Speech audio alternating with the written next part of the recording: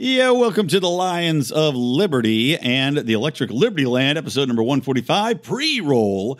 Want to tell you guys, I mentioned the $50 new Nittany Pride level we've got for our Patreon supporters, and I'm proud to welcome two additions who jumped on that, Kale and my man in Hawaii, Craig. I'm not going to say their full names on the podcast yet. Maybe down the road, if they want me to, I shall reveal this, but for the sake of privacy, because, you know, who knows if they want their names out there being associated with a libertarian podcast or not?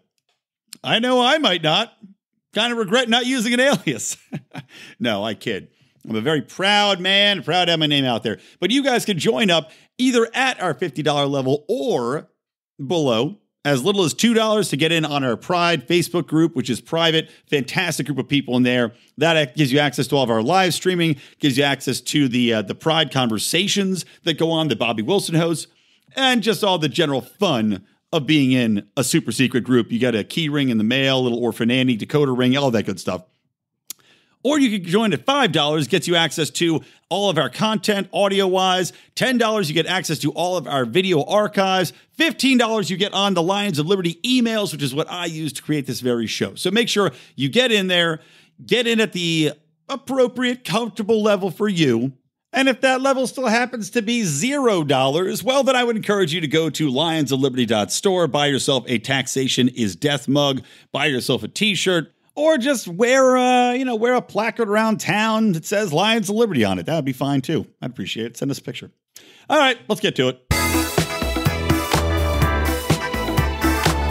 Welcome to Electric Libertyland, here on the Lions of Liberty podcast, your weekly shot of culture, comedy, and liberty with your host, Brian McWilliams. Howdy ho, my little lemon heads, my little hot tamales, my little Micah Nikes, all of you delicious Halloween candies out there tuning in to listen to another episode of what I will presume is your favorite libertarian podcast, Electric Libertyland, hosted by me. I'm in a good mood. You know why? Because it's October. And I love October.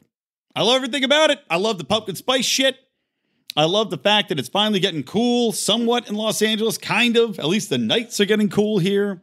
I love that I can drink cider with rum in it, which I'm doing right now. I love that we're doing our Halloween episode coming up in a few weeks. I'm going to be hosting, just like last year, we're going to host our Halloween special right here on Electric Libertyland. And if you're familiar with the Halloween specials, let me just say, there are a couple shows every year you do not want to miss. Our Thanksgiving Bukkake is always one of them. And of course, the Halloween episode, wherein we've got the entire Lions crew taking part. Many horrible accents are done. And I'll just tease this high-level teaser. I'm pretty sure the episode title will be Jeffrey Epstein's Haunted Mansion.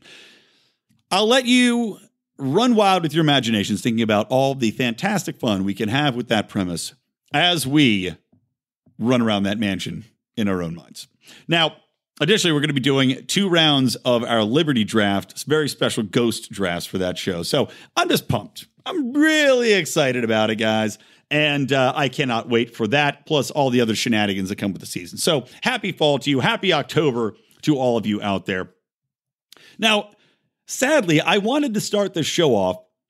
Actually, let me see if I can do it. This is going to be a little bit ghetto style because I had to record this on my phone since YouTube has apparently figured out a way around the Ripper programs that allow me to pull audio and allow me to pull karaoke songs from YouTube and put them into MP3 format so I can use them in my show. So I'm a little bit screwed here trying to, I had a whole song I was going to do, Promises, Promises by Naked Eyes, about AOC's new A Just Society plan, which I'm going to be getting into, and that's going to pretty much dominate the show today, although I'll be getting into some other stuff too. But they figured out some way to stop the Rippers from ripping them. So I think I'll have to hit up Mark Claire, who, if you didn't know, hosted a karaoke business with another buddy of mine, our super lefty buddy, hosted karaoke business for a while, so maybe I'll tell him to give me all of his song library so that I can use it to create the wonderful Liberty parodies I do for you guys. But sadly, this week, nothing. But I did pull this ghetto version of a commercial I wanted to play for you because I think it ties in nicely with the democratic socialist strategy that we see play out in today's world. When you sip on some soup, have Campbell's chicken. They're twice as nice. Campbell's chicken. This is no double talk. Every one of Campbell's chicken soups is made with 2 chicken stocks. One for richness, one for flavor. So they're richer and just plain more chickeny than chicken soup by any other name. There's Campbell's chicken noodles, Campbell's chicken with rice, and Campbell's chicken and stars. The part about them that's nicest is the part that you say. Twicest. They're twice as nice. Have Campbell's chicken. They're the best you can eat. They're a chicken treat. They're good. Campbell's chicken. When you think twice about chicken soup, you'll buy Campbell's chicken. Again, apologize for the quality of that. It was already pretty hissy because it's like from 1967 or something like that. Like it's a really old commercial. But I can't help listening to that commercial. And I intentionally went back and found, because I remember, basically I wanted to find something because of the title of the episode, Big Bowl of Socialist Stupid. I wanted to find something. Initially, I was thinking that old soup production company thing was like, that's good soup. But then I came across that commercial, which is even better. Because the reason it's so apropos to what they're doing right now with this entire AOC plan and everything the Democrats are trying to roll out here with all these plans is it is a chicken soup, right? It's just the same old shit. It's still just chicken soup. It's the same thing that we've been spoon-fed by the government for all these years, right? It's comfort food in the way that they're going to tell you, we're going to take care of you, right? If you're sick, if you're economically not doing well, if you're not doing so good in life, here, we're going to give you a little comfort food, right? Here's a little chicken soup in the name of welfare. Here's a little chicken soup in the name of Medicare. Here's a little chicken soup in the name of unemployment benefits. Here's a little chicken soup in the way of, what food stamps, whatever else it is. Any of the many government programs which we spend more than any other point in history on, and which raised something like, I'm blanking on the exact stat, but I think they went up something like 30% under Obama. I mean, ridiculous amounts of spending going into welfare programs that cover everything from education to medical to food to, all these other things, unemployment, everything under the umbrella of government's going to take care of you. Government's going to make it all right. You don't have to worry about shit. Just keep voting for us and we'll keep doling out the chicken soup. And what we're seeing now, as we look at these Democratic debates, as we look at the programs that are rolling out, and especially with AOC, Alexandria Ocasio Cortez's new Just Society plan, they're just chickening up the chicken soup. It's just more of the same bullshit. It's like, okay, you weren't comfortable enough with the free benefits that we were giving you by taking money from other people, or by pillaging the public's trust and public expenditures in order to dole out these benefits to people. And again, this is all in a position to keep power, to keep a base, to keep a placated society. And as I've discussed so many times in the show before, and I'll get into it as we go through the point by point, all of these programs, well, I can't say all of them. The majority of these programs inevitably end up hurting the people that they're trying to help. And there's a lot of different things go into that, which I'll get into. But look, they're rolling out chicken soup here. They're all doubling down on, we need to spend more money on welfare. We need to give people more money, even if they're not citizens of the country. We need to double our spending or triple our spending and give even illegal immigrants all of the welfare benefits. We need to make sure that people can work and not even have to work. We have to make sure people have a living wage. And even if they don't want to work and they want to sit on the couch, well, they still get a wage. It's chicken soup. And all it amounts to is socialism packaged in a beautiful can with a nice fancy wrapper and branded as something different when it is de facto socialism, the same thing that has taken down country after country after country. And we're like walking the double line here. We're overspending at home. We're racking up massive $1 trillion deficits to take care of this woeful population that expects now to have its chicken soup flown into its mouth like the airplane. And at the same time, we're continuously undergoing military operations in every goddamn arena across the globe. And I want to talk about, I'm going to get into Trump and Syria in just a minute too. Well, not a minute, probably 30 minutes the way I ramble. Anyway, I'm getting off on a tangent. Let's get back to the chicken soup that is AOC's new A Just Society bill. And this is actually a package of like 4 or 5, actually it's 5 different acts. The Recognizing Poverty Act, the Place to Prosper Act, the Embrace Act, the Mercy and Reentry Act, and the Uplift Workers Act, plus guarantees, well, this just says it guarantees the economic, social, and cultural rights for all, what the fuck is a cultural right? What is a cultural right? Can somebody answer me that? The left has 2 things. So there's apparently cultural rights, which are ill-defined here. The cultural rights, as I can figure out here, is that there's something called the ICESCR, which is the International Covenant on Economic, Social, and Cultural Rights. And she has a bill that instructs the executive branch to reinitiate the International Covenant, right? And basically make sure that it's put into place throughout, I don't even know. It's like all of her plans. This is so kind of amorphous. They wanted to put it back into place. And this covenant states that all persons have the right to work, fair and just conditions of work, Social Security, an adequate standard of living, including adequate food, clothing, housing, and healthcare. Apparently, that's a cultural right. Now, I don't understand how that can be a cultural right in a society that has, up to this point, not had that embedded in its culture as something that was assured by the government. So how the fuck exactly does that get put into play? And how exactly is this international covenant? I don't know who signed it. I don't know who created it. It certainly sounds to me like an authoritarian overworld government type of deal that will keep people in check, similar to what the United Nations, similar to what the European Union is trying to do, and which I went through, I think, 3 or 4 episodes ago. Just seems like the most insane, no way back, kind of go down this dirt road into this haunted, spooky woods, wherein a government body that you do not elect gets to dictate every single thing you do, including taxation, including what gets in and out of your borders, who comes in and out of your borders, what rights people are now granted under your society, even if you did not have them embedded in that at any point, nor vote for them or ratify them. This is kind of the road we're going down. Anyway, make sure that you don't culturally appropriate anybody else's cultural rights, guys, while you're avoiding appropriating their culture. You don't want to have dreadlocks, but then also appropriate their, adequate food. So let's start at the beginning, though.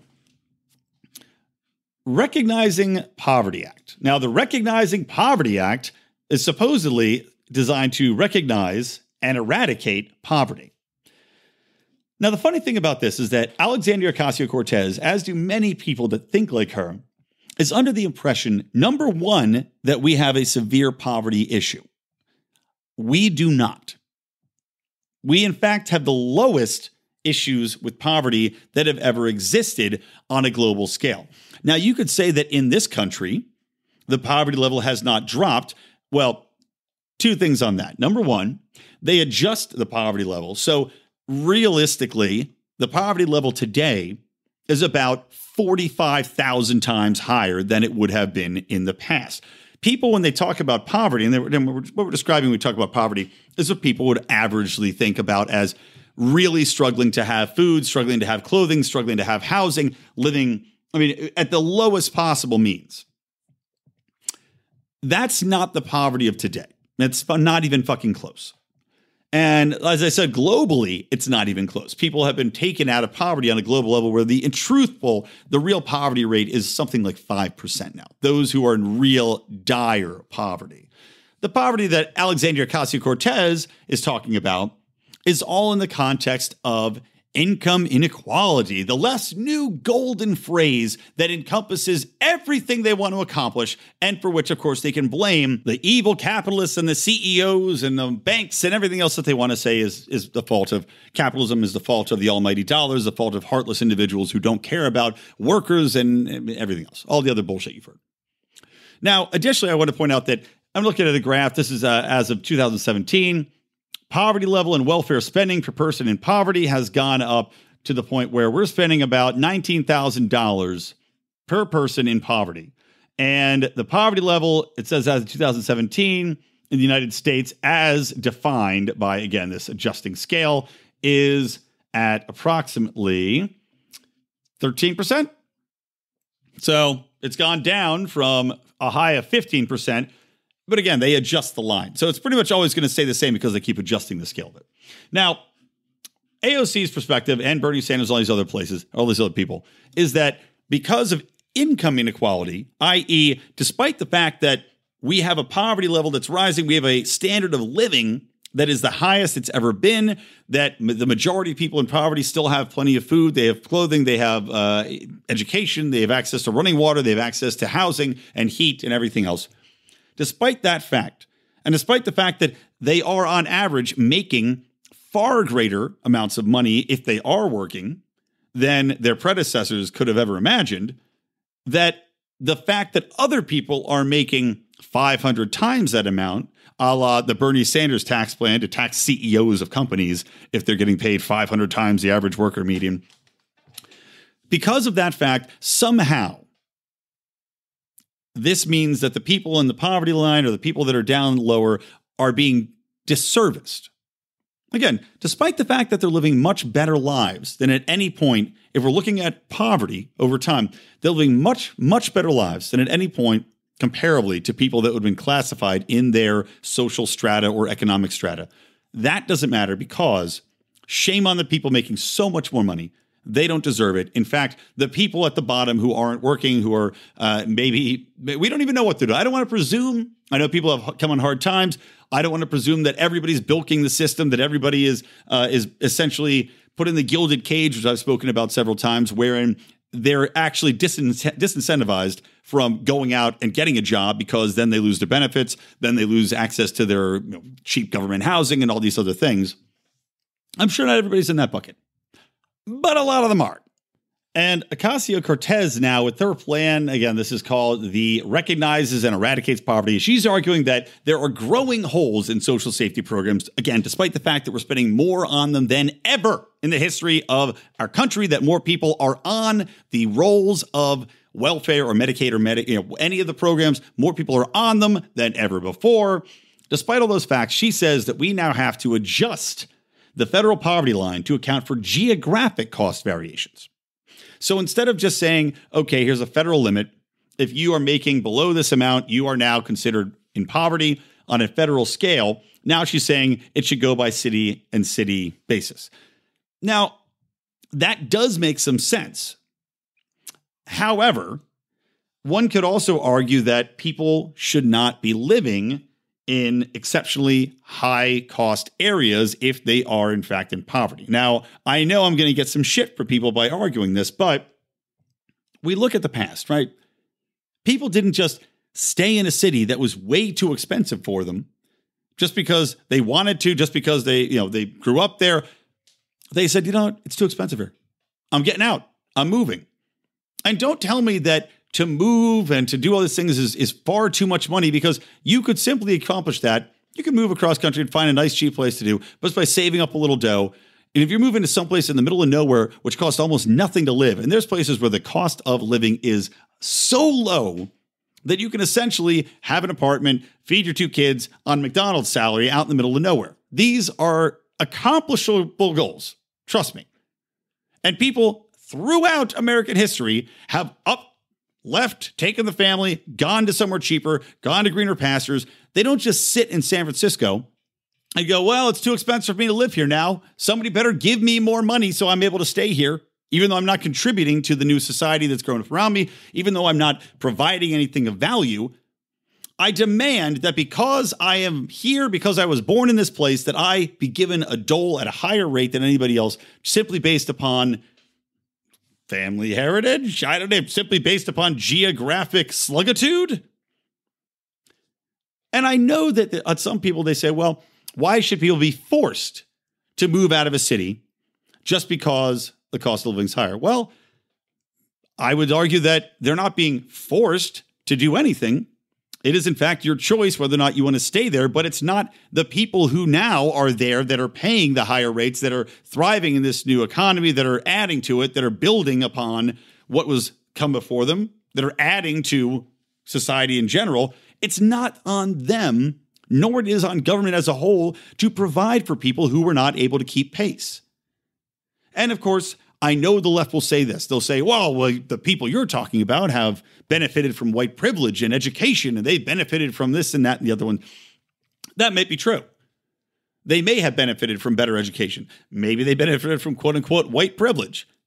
But there's certainly a lot of programs designed just to help that already exist by virtue of our massive government. And if these people don't take advantage of them, either because of the gilded cage problem, wherein it's no incentive for them to take advantage of these programs because they will lose the benefits, which Alexandria Ocasio Cortez wants to greatly increase based upon where you live.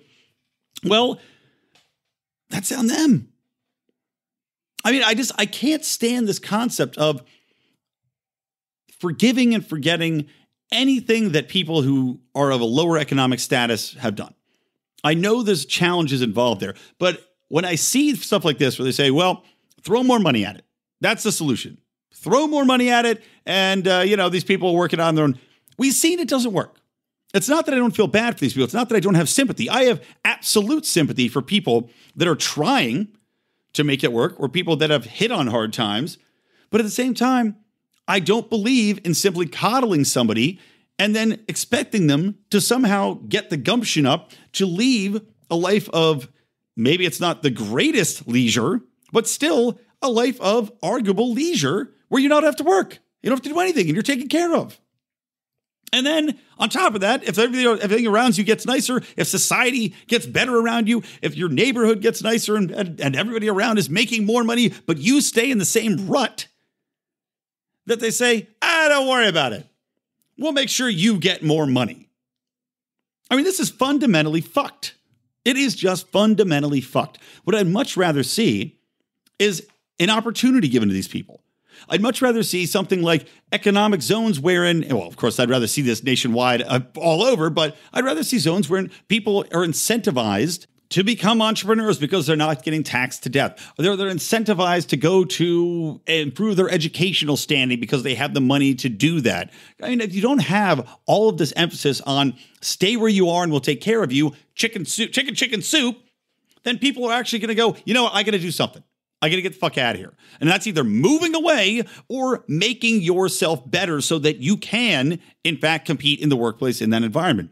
And this gets even worse because, we know we've got this government housing. We've got mandates where people have new buildings come into place and they're supposed to give at least 30% of the housing to underprivileged peoples. And they have to sell the housing at lower rates. And they've done studies into this showing that all this does is disincentivize new landlords or land developers from putting in new high-level buildings, or when they put in these buildings, because they know they have to put in 30% low-rent buildings, then they say, okay, well, I'm not going to build a middle-of-the-road apartment complex. Instead, I'm going to build an ultra-luxury complex that has less units and is not affordable to the general population because I have to make up for 30% of my units, essentially losing me money. Naturally, this goes into AOC's next plan, which is called Creates a Place to Prosper. The Place to Prosper bill. So the concept of this is that AOC doesn't want people on the brink of eviction. And we need to make sure that this will protect tenants from being evicted, which landlords love that. Much more incentive to rent to people who have lower standard of living and might not have solid work and might not have impeccable references if you can't fucking evict them ever. Great idea.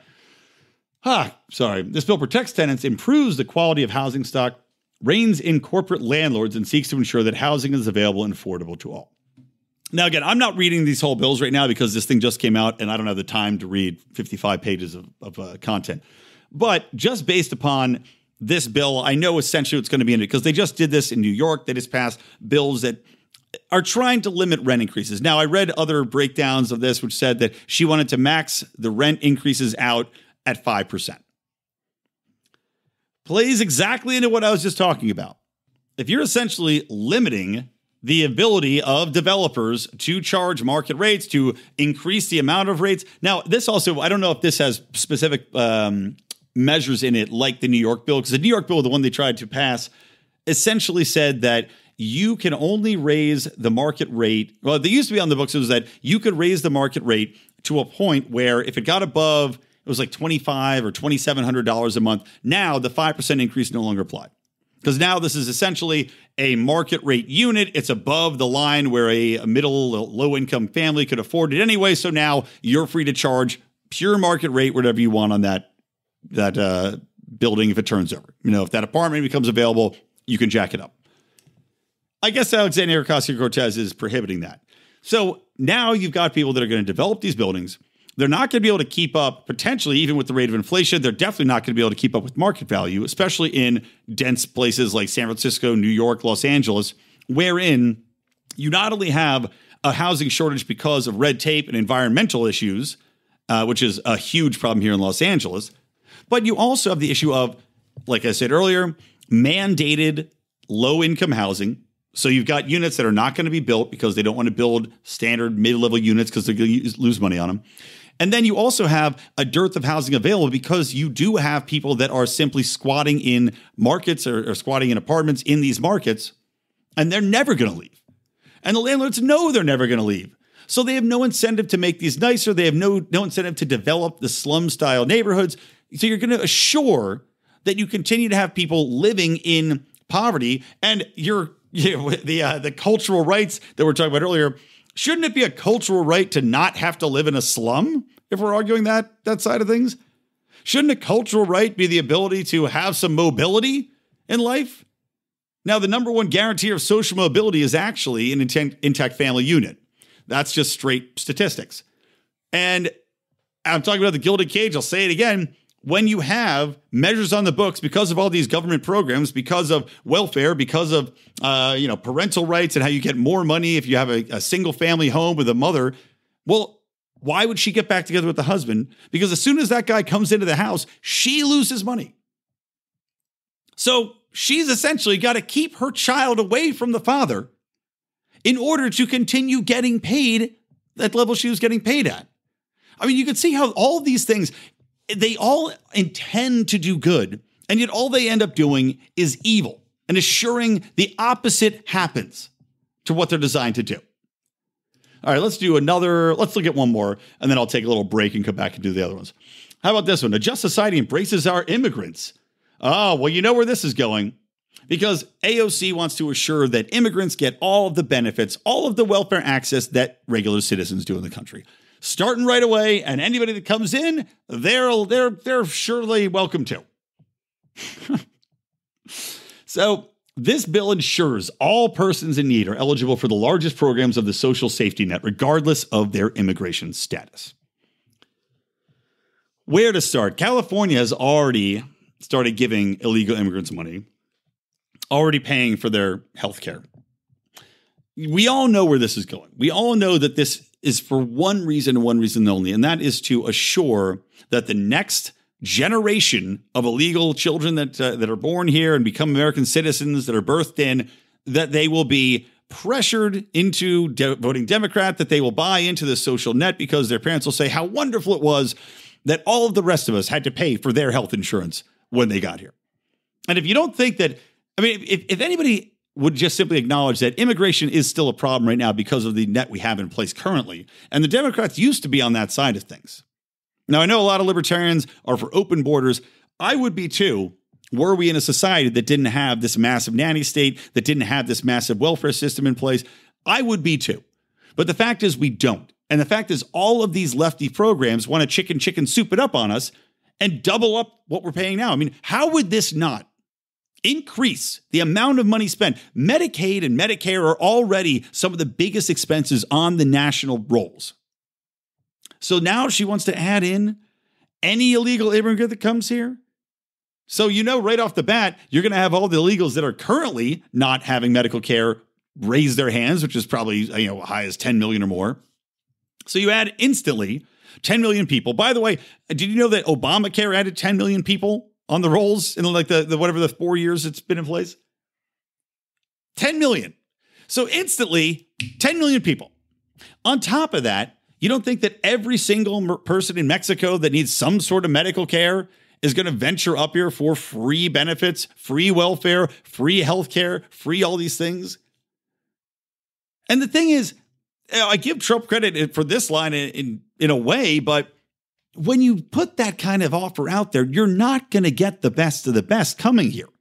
You're going to get people that are down and out, that are maybe not the rapists, as Trump was gesturing to in his campaigning days, but you're not going to get the fucking laureates. You're not going to get the poets and the artists and the geniuses. Those people probably don't need to come here for free healthcare. They don't need to trek across the desert and climb the border wall if that ever gets built, or tunnel under it, or hire a coyote to get them over here. You're going to be attracting the dregs of the society. Because in Mexico, healthcare is cheap. So if people are coming over here to get healthcare, they can't even afford Mexican healthcare. Or they can't even afford to live in Mexico. They're going to come over here for the benefits specifically if you put something like this on the table. It's just all over a horrible idea. And again, incentivizes people to take advantage of the system. And who knows if they're ever going to stay here? People are going to come over here. It's going to be essentially medical tourism. It's just fucking unbelievable. And no word about how any of this is going to be paid for, by the way. Not even a gesture as to what would possibly pay for this. All right, I'll be right back. I want to give you guys a quick spiel about another podcast.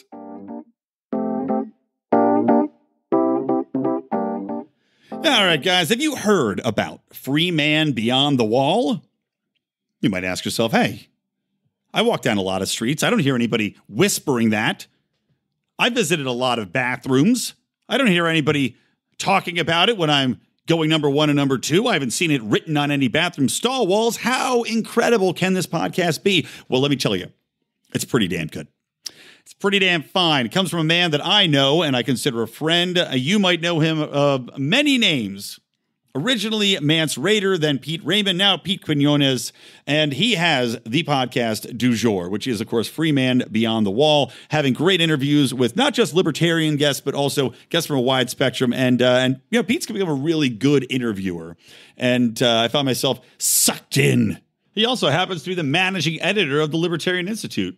Interesting stuff. Anyway, check out Free Man Beyond the Wall. And, of course, you can subscribe anywhere podcasts are heard.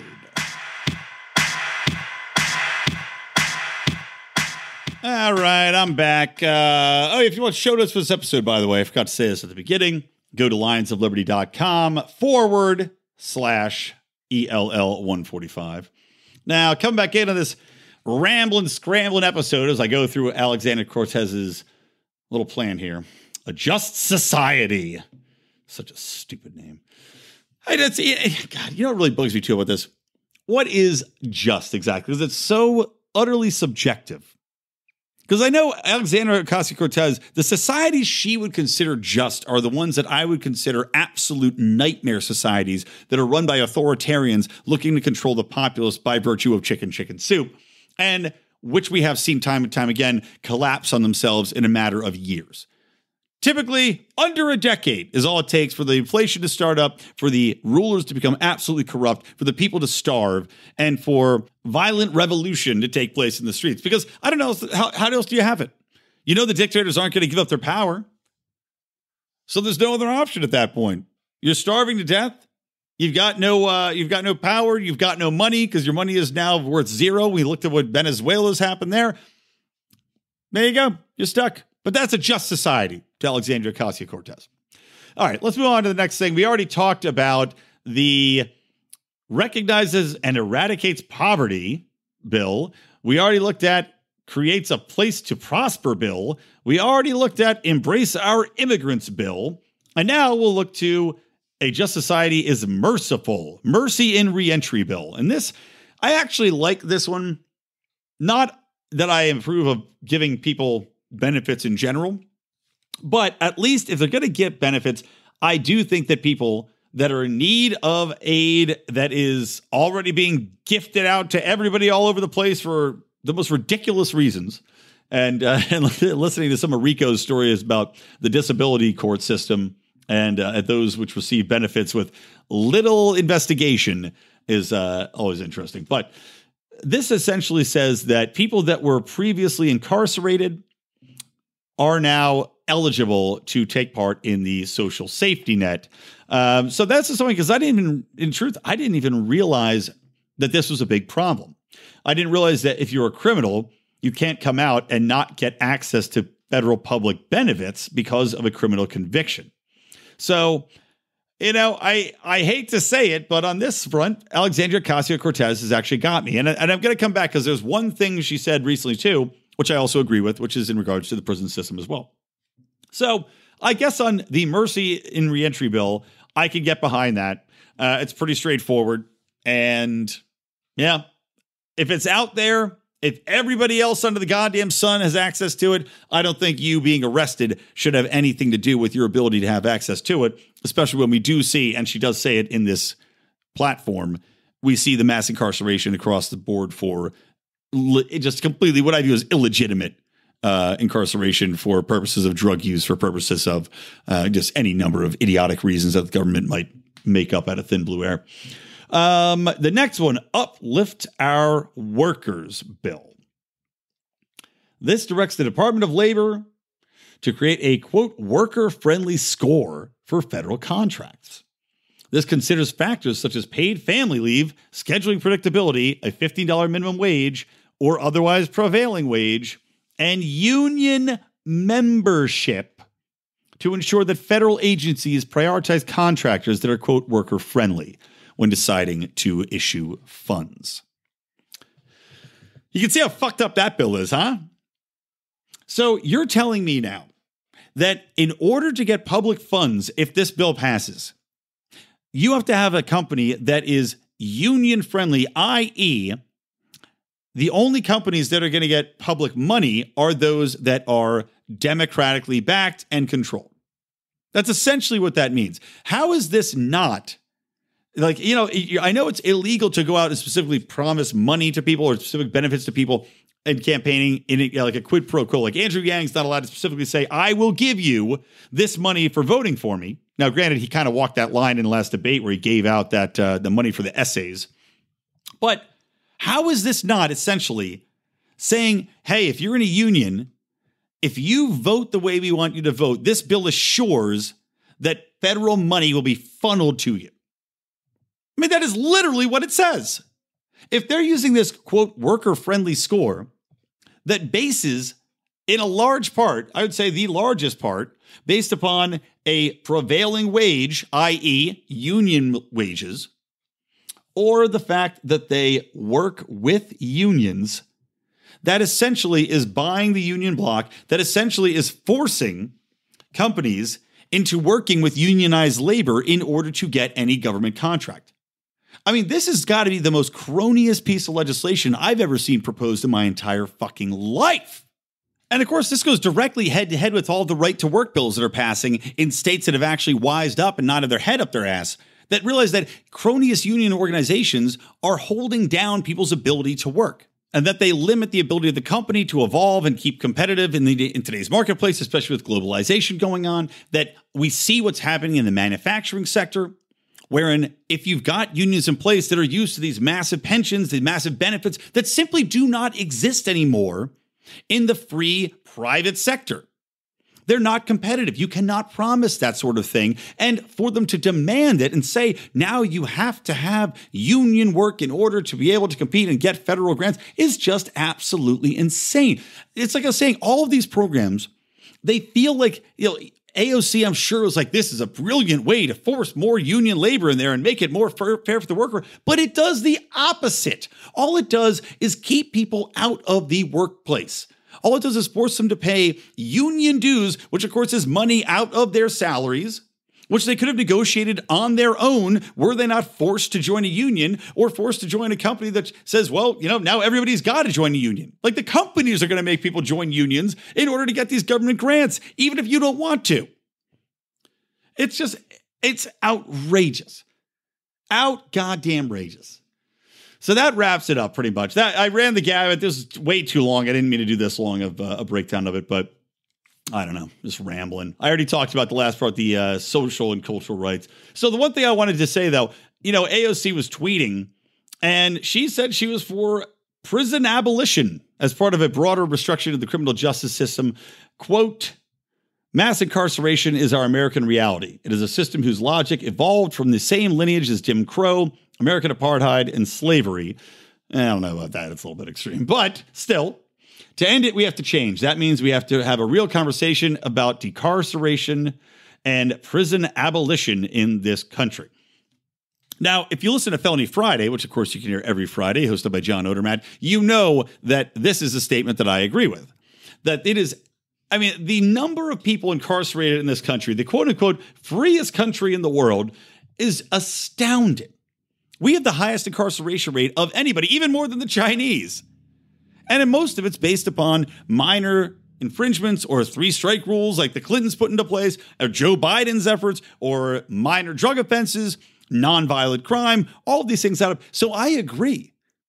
I would love an abolishment of prison. Now, at the same time, I acknowledge there's certain times where there's going to be some people, violent psychopath murderers, you're going to need to put them somewhere. You can't let them roam free. And even our libertarian society of saying, okay, well, you can have restitution for that. If you kill somebody, you can have restitution in the way of money or, whatever else, however you want to work it out between the two of you. Sometimes that ain't going to work. Sometimes people are just insane. You do have to have a place to put them. However, a massive restructuring that allows most of the people that are in prison to get out, especially if they're nonviolent, I'm all for it. And I'm also for an emphasis on diversion programs, which she also tweeted about. And, I'm impressed of an initiative on taking this on. It's a good idea. Diversion programs are highly effective, especially when you look at youth. If you can avoid having a kid go on patrol, if you can, or on parole, if you can avoid having a child go to a juvenile justice system, all it does is make the problems that they have worse. All it does is put them in a position where now you can't get a job. Now you got a rap sheet. Now good luck getting into a college. And that applies for people that are out of the juvenile justice system and just regular society. You know how hard it is to get a felony removed from your record or get a job with it? If we can avoid having people go to prison, have these diversion programs where they can go and work, go to counseling, go do whatever to avoid a prison sentence, which, by the way, we all pay for, vastly cheaper, vastly better outcomes, and vastly better society that we all live in. So on that, I'll give you a kudos, AOC. Oh, and by the way, it was pretty funny, the troll, and it was definitely a troll, that was yelling about eating babies at AOC's town hall meeting. Pretty goddamn hilarious. I appreciate them. That was from La Roche Pack, which is a pro-Trump group. So, I like that they question climate change. Don't get me wrong, but anybody that's a pro-Trump pack, I'm a little suspicious of. But still, some fantastic, fantastic trolling about eating the babies. What should we get into next? Oh, I want to talk about this real quick. And I'm going to, I got to do a longer, I'm going to make up this shorter episode with a longer episode because I'm going to be out of town for next week's show. So I have to pre-record a show and I'm trying to think of what I want to do with it, but I'm going to have to put a little bit more time and effort into that. I might do something a little thematic. So I got to think about that and record that this week. So I'll make it up to you guys.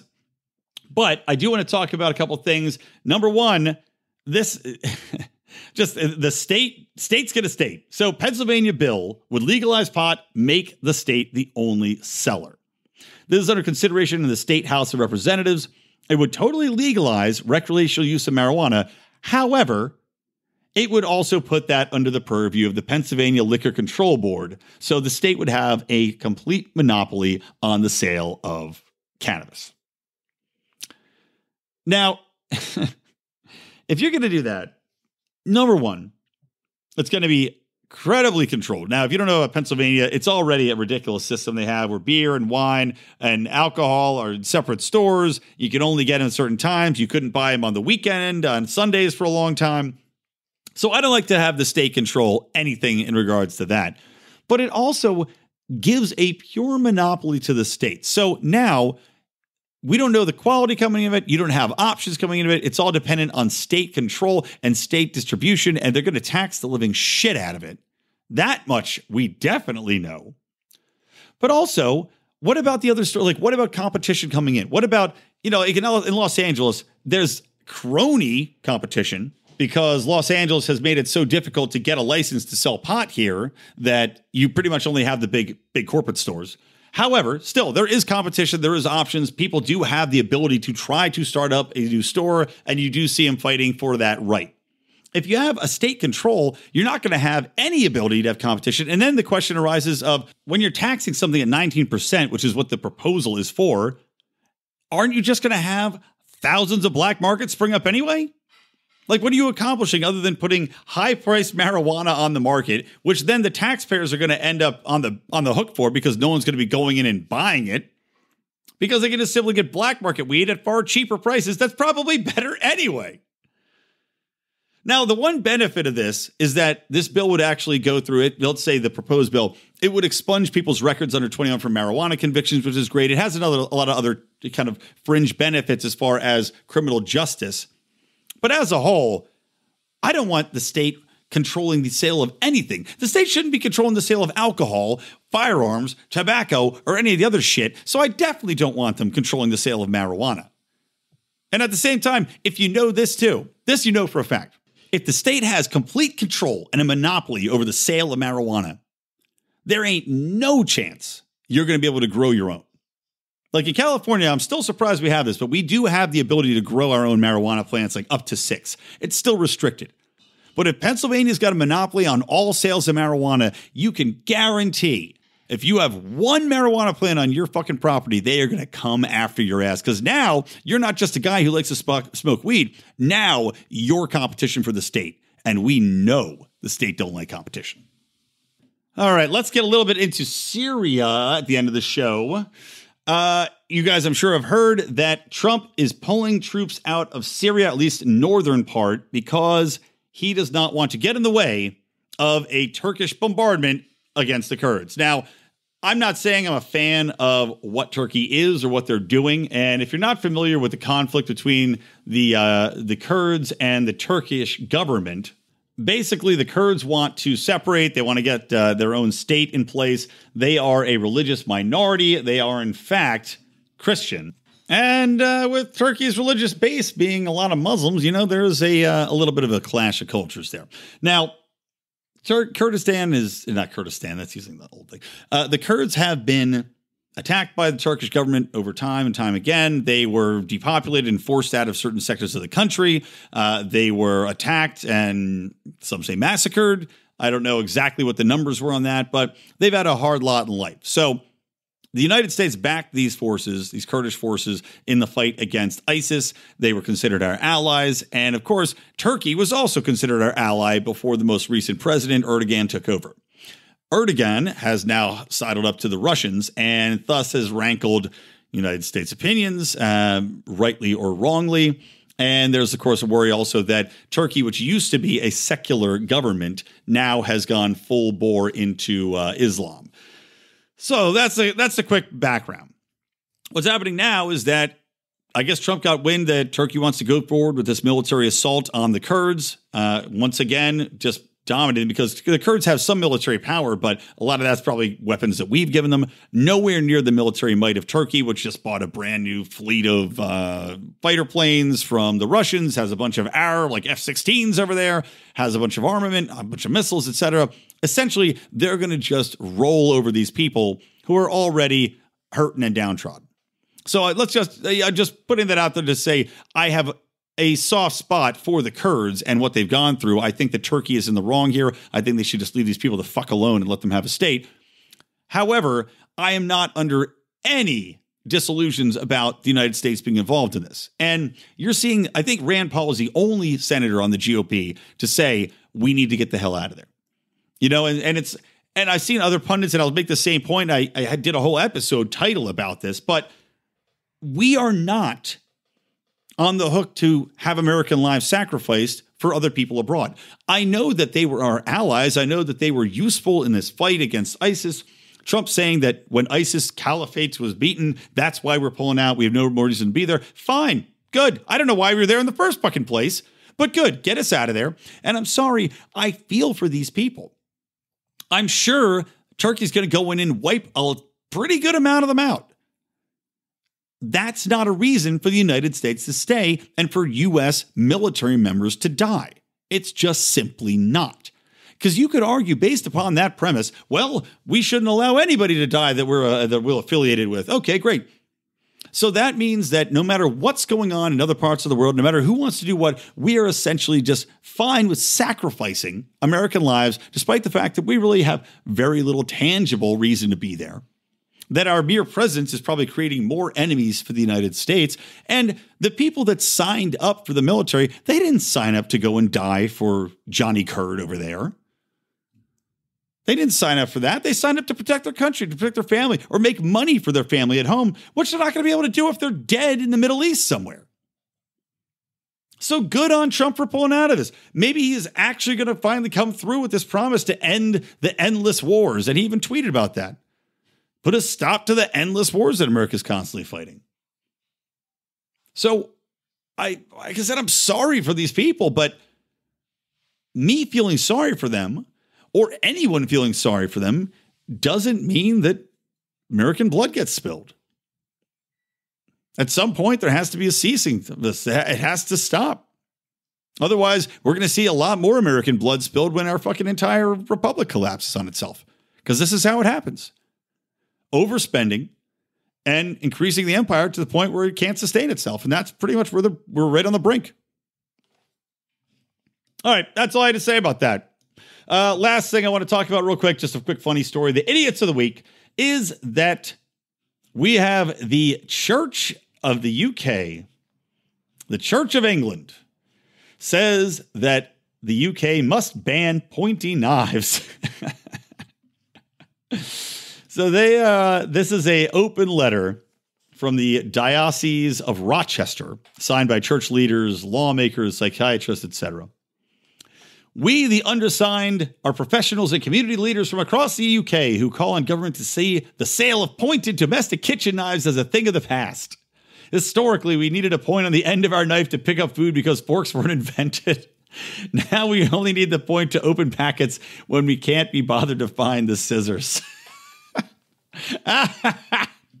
They also want, well, this is from a conservative member of parliament. They also want the handles of knives to be inserted with a GPS tracker. This, of course, is in the wake of London and England as a whole has a massive rash of stabbings. Now, half of these are just crazy drunks. Half of them are the immigrants that have come over. At least statistically, it's not all immigrants. It's not all drunks, but it's a nice combination of the two. But of course, they don't have the gun violence there, which is, I suppose, a good thing, except when somebody randomly does get a gun and decides to shoot some people, which also happens.